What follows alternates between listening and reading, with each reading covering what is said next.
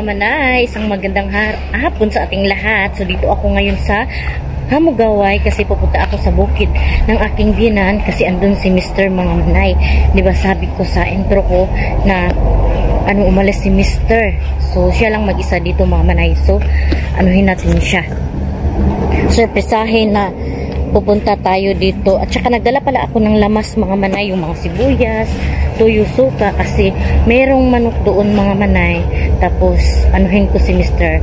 Subuin ko siya, alukin ko siya na mag-ihaw kami ng manok para adobuhin namin. Adobong manok mga manay, adobong bisayang manok. So masarap kasi yung bisayang manok na adobuhin. Pwede din sabawin pero naumay na ako magsabaw eh. So mag-ano na naman tayo, Alaaman tong agihanan eh.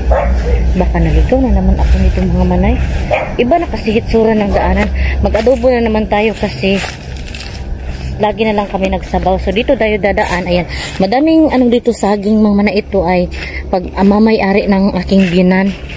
Walang atin dito mga manay. Puro rainangkon ato pero wala tayo dito kung meron silang kita dito mga manay sa kanila lang. So walang sa amin ni Mr. kasi hindi naman talaga ito amin kasi sa akin tong binan. Ayan, ang daming bungang saging kami nga mga manay dinadalhan kami ng saging doon sa bahay. Ayan, ang daming bunga talaga. Ayan, palaging namumunga dito, malinis yung sagingan nila. Ayan, ang dami talaga mga manay. Tapos binibenta yung nito bunga. So yan, punta na tayo doon. Maganda dito mga manay. Dito yung plano namin ni Mr. na magnegosyo ng manukan, yung layers ba. Pero so na mga manay, sana ay pagkatapos ng bahay namin kasi plano din namin na yung bahay namin renovate. Sa ngayon ay mag-ipon-ipon muna tayo. So tiyaga muna tayo sa pagbablog. So ito pala mga manay ay puntod ito ng aking lulo at lulo ng aking Mr. Mama at papa ng aking biyanan. So ayan, ang linis ng bahay. Ito ay rest house ng aking biyanan mga manay. Ayan, ang ganda. Ayan, napa-music si Mr. Ang ingay. So ayan, sino kaya kasama niya dito? Maabutan natin na may kasamang babae, char, may ibang kasamang babae si Mr. ko kasi surprise ito hindi niya alam na punta tayo. Ayan, may music. Naku, mag-CPR tayo nito. Ayan yung motor niya Naku, ang ingay. Yung surprise natin kung sinong. Ayan. Hala, walang tao. Ang ingay mga manay. Diyos ko. So ayan ang mga manay, nag-ihaw na nga talaga si Mr. Hindi ko siya sinabihan na hindi ako nagsabi na pupunta ako dito. Kaya surprise nga So ayan mga manay, ikala ko may na siya dito, kababalaghan. Kasi siya lang mag-isa So ayan, nag-ihaw na pala siya ng manok. Ayan, siguro ulamin niya dito kasi gusto kasi niya mga manay na magpasyal dito sa Peaceful kasi gusto niya siguro mag-unwind. So dito niya naisipan na pumunta dito. Ayan. So ayan ang yung mga manok nakabuhi dahil nakaps ang uban. Unsa man akong kamera Yung kamera ko mga manay magkurog lang siya baka kaya merong minsan may karas yung boses ba kaya naiinis ako minsan itong kamera itong DJI ko. So ayan, nag-ihaw si Mr. Kanina pagpasok ko naabutan ko sobrang ingay, akala ko sobrang ingay ng music kasi niya. Ayan, nag-ihaw si Mr. Mag-adobo na lang ka, Kabs.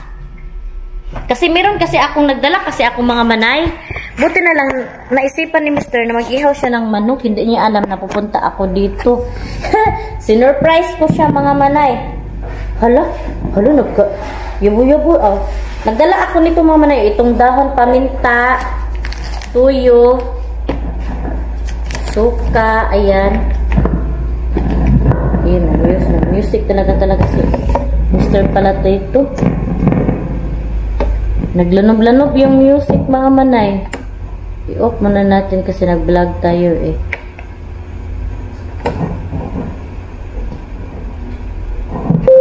Ayan, off na siya. Tapos, nagbili ako nito dahon. Iwan ko si Mr. kasi magluto. Talent niya kasi magluto mga manay at Bombay at saka luya, at saka atsal, at saka lisong paminta. So, ito lang yung dinala ko. So, yan. Dito si Mr. muna titira daw. Siguro gusto talaga niya mag-unwind and kasi doon sa bahay mga manay, naiinip na siya ano kasi ito si Mr. nasanay na may trabaho. So, dito siya mga manay, nag-ano siya sa mga alaga. Siguro nag-ano siya din doon, naglampas-lampas siguro siya dito. Madami kasing gagawin dito mga manay kasi alam niyo naman, pag nasa bukid tayo ay madaming gagawin, di ba? Maglampas-lampas. At saka siya lang talaga mag-isa dito mga manay. And ayan, ang ganda ng rest house ng aking binan mga manay, oh. Sana talaga, oh. Pero hindi to atin mga manay sa binan ko. Hala, namunga na yung durian. Pero maliit pa, hindi pa siya. Kasi alaman mo na hinog na yung durian kapag nahuhulog. Ayan mga manay, ang layo mga manay. Ayan pa, oh. Napakaganda ng hangin dito. Sariwang hangin talaga mga manay. So, ayan, sinurprise ko si Mr. dito.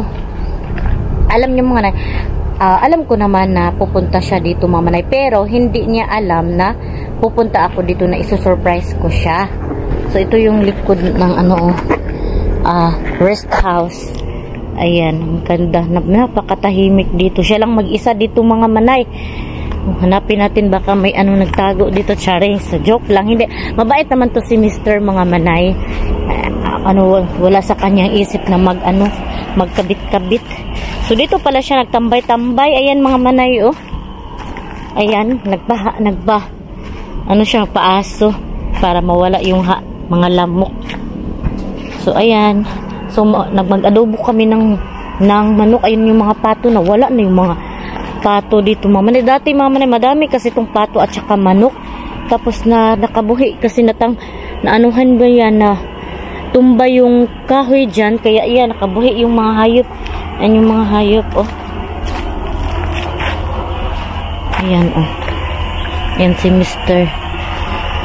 Ayan, maliit na lang yung mga pato. Kunti na lang. Tapos may mga manok. Ayan, kunti na lang din. Dati madami to.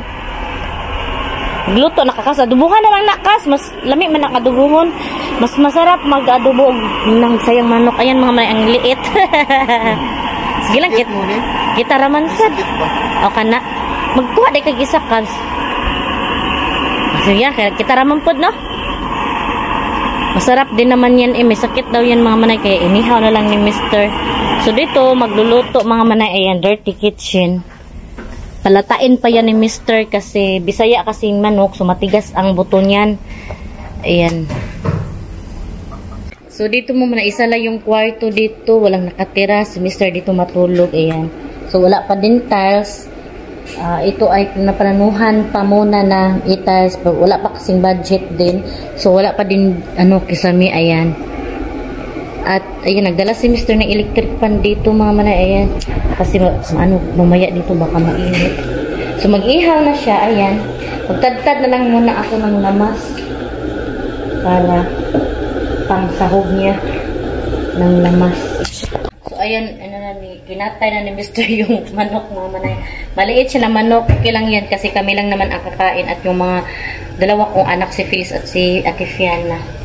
So ayan, magtadtad tayo ng si Phyllis at kutsilyo dito sa lamis. Magtadtad tayo ng lamas. May dito kutsilyo. Ito. Hay, tagtaran kabs. Ano na dito?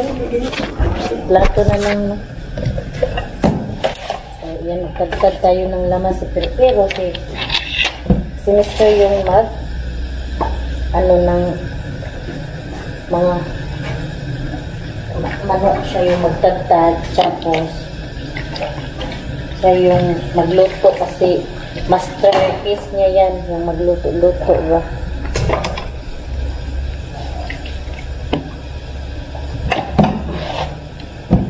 So napakatahimik dito man mga manayan. Ang gusto ni Mr. E, gusto niya ng tahimik, kaya umalis siya ng bahay. Pero alam ko naman na pupunta siya dito. Kasi yan mga manay, alam niyo mga manay, kapag tumatanda na talaga tayo, no? Gusto talaga tayo ng peaceful. Gusto tayong walang maingay, pero si Mr. nag-iingay siya sa pero music, pero dito lang sa ano niya siya lang mag-isa lang naman. Walang ibang maingay na ano, balugar, na mga masasakyan, ganun. Ako mga manay, pag gusto ko din ng tahimik, gusto ko ng sa bukid, pero paano may ano tayo, may mga anak, at saka may asikasuhin tayo na pamilya. So doon talaga tayo sa syudad, kasi mag-asikaso, maghatid sundo sa mga bata, ganun. So kailangan doon tayo, hindi pa pwede sila iwan. Siguro pag magalit na sila mga ay, dito na siguro talaga ako, kasi plano ko din na ano, plano kasi kami sa minister dito, so baka may titira na dito sa bahay. Ang laking bahay kasi mga manay, ang laki talaga, tapos walang nagtira ba, so tinirhan na lang ni Mr. Dito na lang muna siya, parang nagbakasyon na siya dito.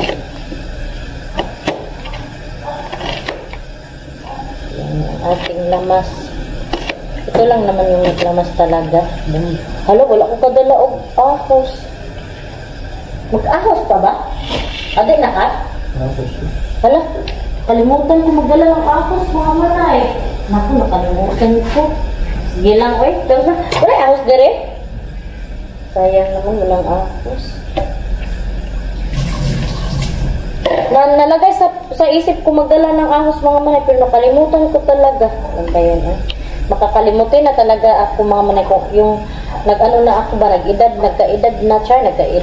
ano lang ako, mga manay, 36 na ako, mga manay, nagkaedad ako, nagkaano din, makakalimutin na ako. Kalimutan ko yung ahos, yung alamas lang natin ay importante to. Gani talaga, iba sin pwede makapalit ito. No, bali yun. Nakaila ko kasi nang maad to. Lakit. Balik si bali mo. Harsh na bas maagihanan. Grabe kayo ang kuan ba ang mga sikat bito kas. Ang mga sakyanan kusog kay magpadagan.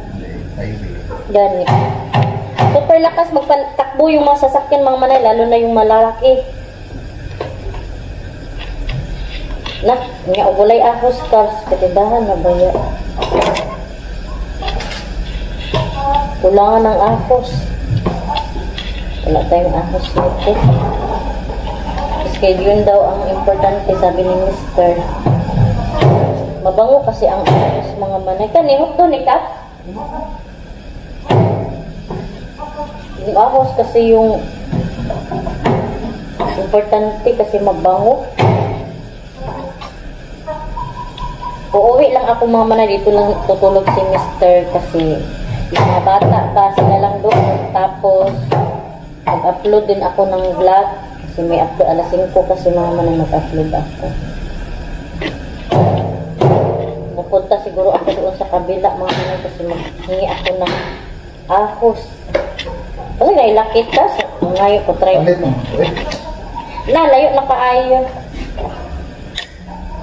Iyan yung mga manok, mga manay, naghihintay ng pagkain. Kasi may magbahog ani nila dire, Cabs. Kinakabuhi na manggod, ayun, oh. Madaming manok.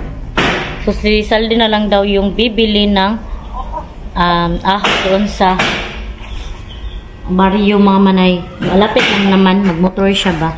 So ayun, nilagay na namin to. Parang basa yung kahoy ba. Mahina siya magsiga.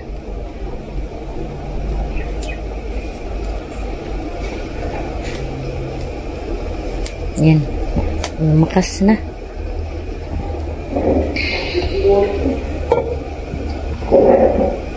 Ayan, magpakain ng manok si Mr. Ano ka na? Vitamins?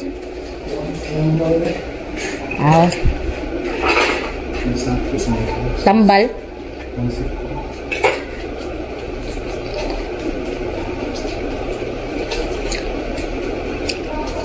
Gamot din yun sa sipon, mga manay. Ayan. Kasi pakainin niya yung mga manok.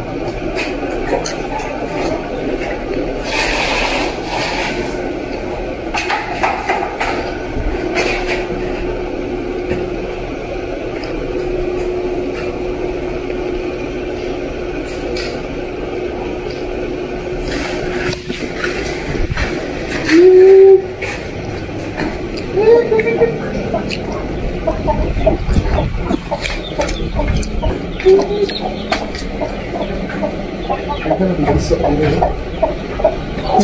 naanay mga bag oh. May nag-ano din, lumlum. Ayan mga manay o naglumlum. Wala, dadami na din pala yung manok.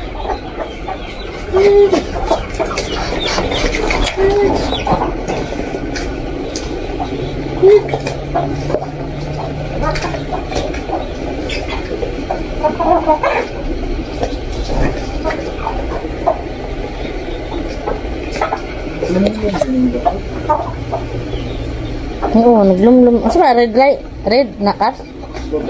Rhode Island. Mano imo ha gimana no? Yung manok ni Mr. mga manay dumami. Ito ay manok niya do sa Berwela nung nagtrabaho pa doon siya sa ibang lugar. Tapos dinala dito dumami.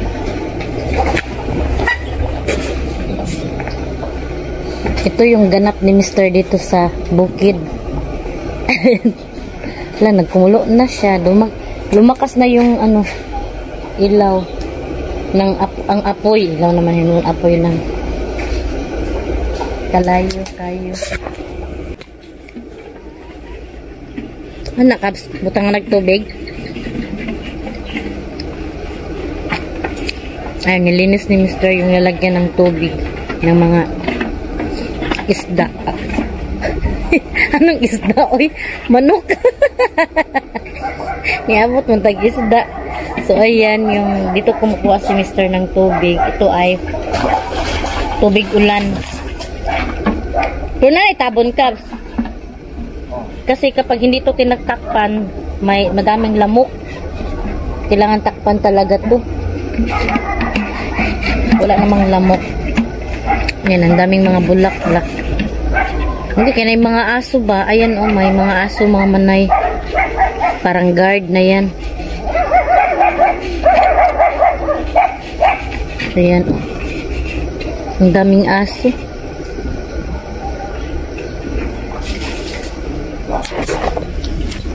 So ayan na, nilagyan na din niya ni Mr. ng antibiotic. Kaya blue yung kulay. Ayan. Malinis na din yung paglalagyan. Prevention. Ano? Prevention daw sa sakit. Diyan sila umiinom ng tubig para maano. Kasi nagkasakit daw to sila nagkasipon. Dapat sirahan to mga manay kasi ang lawak ba baka magpunta-punta kung saan-saan. Ano kasi to nasira dito oh, nasira yung gate kasi na putol yung tumba yung lansunis na prutas. Ayan, ang sayang. Ang laki pa naman, super sayang. May mga ano kasi dito mga manay. Lansunis, durian, meron ding rambutan pero wala pa siyang bunga. So si Mr. kasi mga manay dito siya madaming ginagawa dito, maglampas-lampas tuya siya. Mangha ng mga damo ba ganun. Tapos maraming gagawin talaga dito mga manay kaya gusto ni Mr. dito peaceful.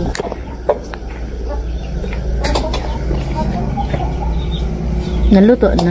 Nalata na. Ay, kuhaan ni yung taba. Ang sarap nito mga manay.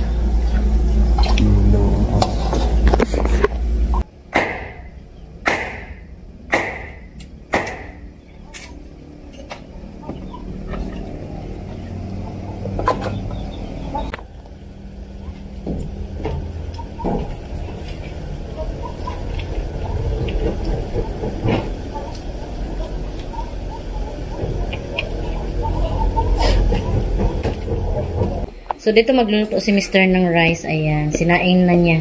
Ito ay butin, Kabs, no? Butin yan.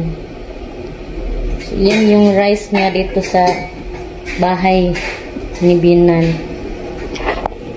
So, ayan, tinanggal na ni Mr. sa... Inihaon na niya sa tubig kasi ititimplahan na niya. Ayan.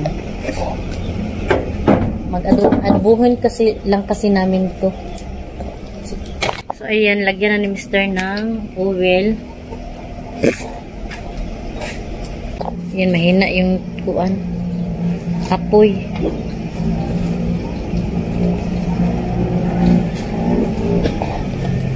So, ayan na. Lagyan na ni Mr. yung mga lamas. Mas masarap kasi yung niluto mga maray na sa apoy. Masarap talaga. Ayan, ahos, bombay. Ayan.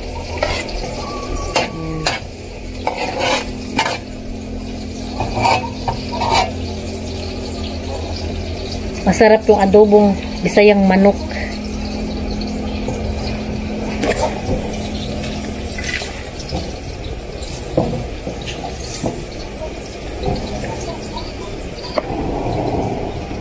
Lalo na pag sa apoy, mga manay, ang sarap talaga.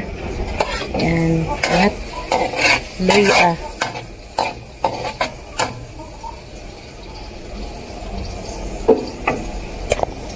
Yung atsal, lagay na din.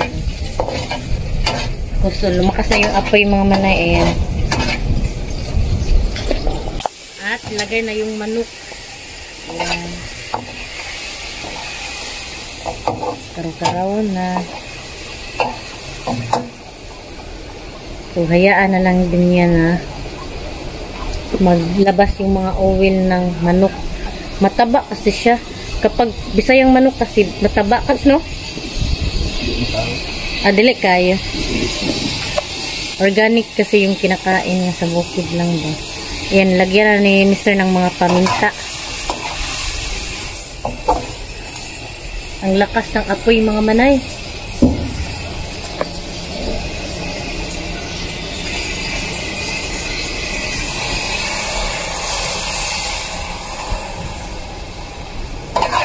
Lagyan na ng tuyo. Kalamian na, oy. Ang sarap talaga pag Bisayang manok ba.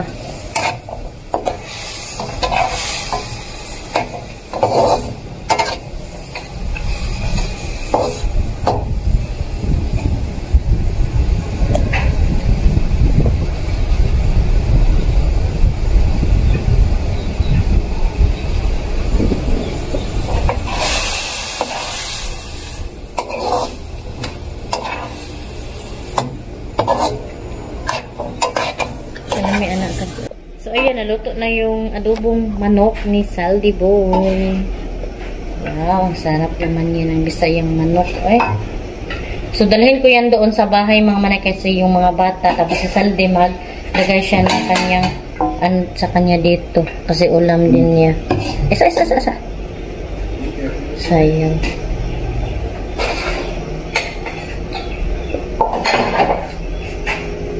Ang sarap, ang tamis niyan ba, fresh na fresh pa talaga. Fresh na manok.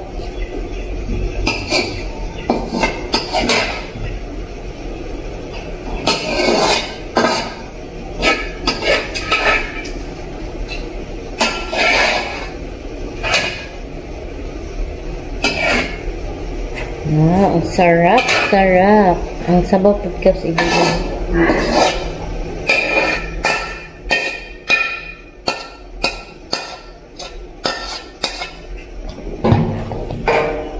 So, dalhin ko tong adobong manok, mga manay, sa bahay. Kasi si Mr. gusto lang talaga siya na dito siya tutulog. So, ayan yung adobong manok.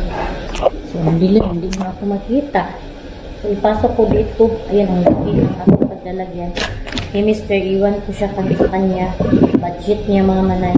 Kasi ayaw niya talaga doon sa bahay. Gusto niya dito mapag-isa. Wala akong magagawa. Dito lang talaga siya.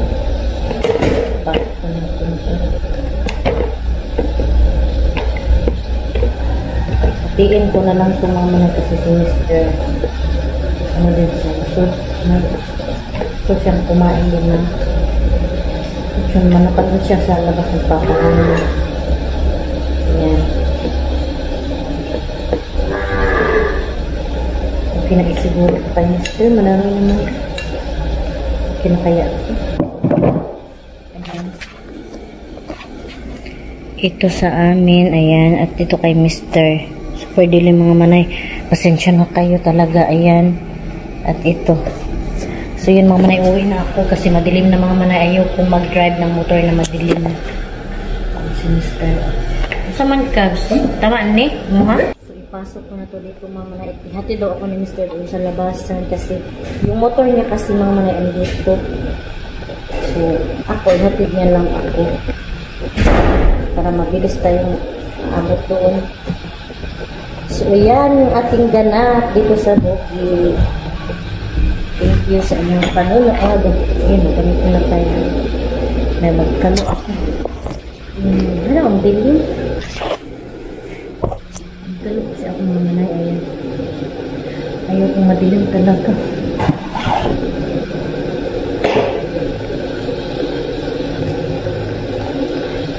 Ihatid pa ako ni Mr. doon sa gym. Ayan, parang malapit lang talaga dito. Tara. Yan, uwi na ako. Thank you sa inyong panonood. See you in my next vlog mga manay.